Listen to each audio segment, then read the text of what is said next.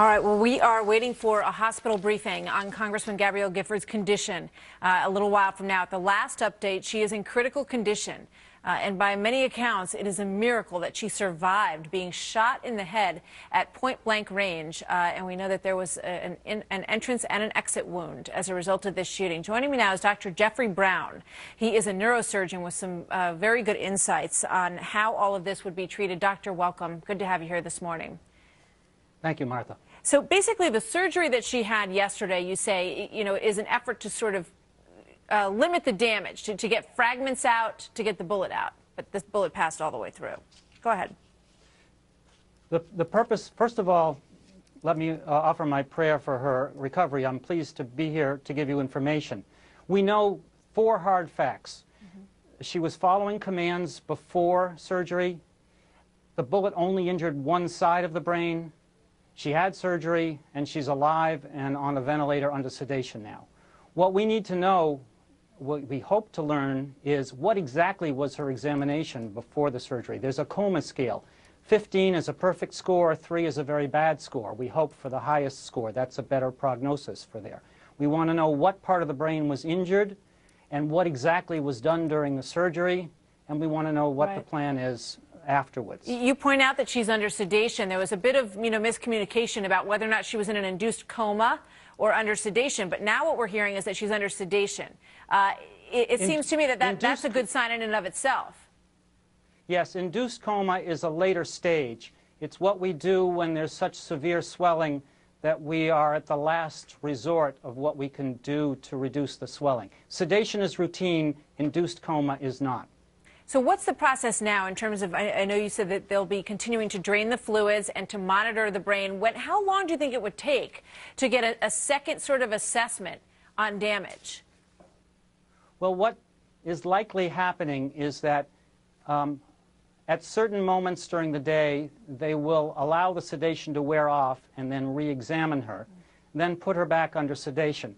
By keeping her under sedation, that reduces the swelling in the brain. They're doing other things to keep the swelling in the brain down. They may be giving a kind of hypertonic saline to draw fluid out of the brain.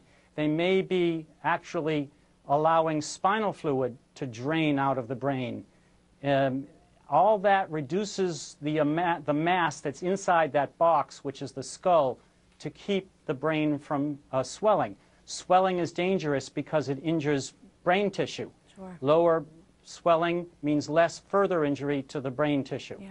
I just want to point out to our viewers that excuse me, on the left-hand side of your screen, you see them assembling as they're getting ready for this news conference. So it does appear that the hospital is about ready to give us a bit of an update on her situation. Given what you know about the injury and the area of the injury, doctor, what is sort of the best worst-case scenario for having that part of your brain, assaulted really in this way?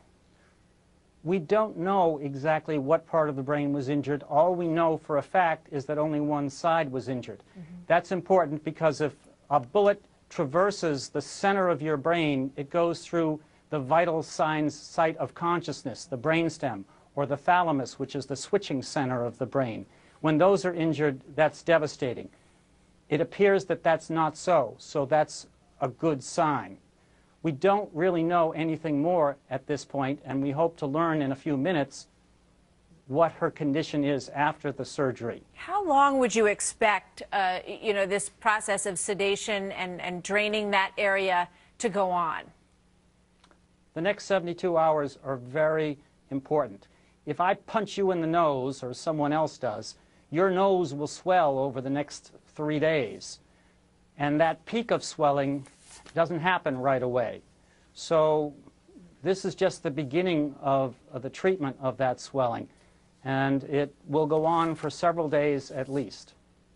In terms of recovery period, and how does the brain function sort of after this kind of traumatic event on the brain? Is there a healing process that takes time, or is it just whether that area was touched or not touched and that part of the brain remains the same? Well, I tell my patients there's a time to think minute to minute, there's a time to think hour to hour, day to day, week to week. We're at the hour-to-hour kind of point now. It's too much to talk about what the rehabilitation is. The brain is a remarkable Doctor, sponge. let me jump in. It can heal itself. We thank you so much for all your insights.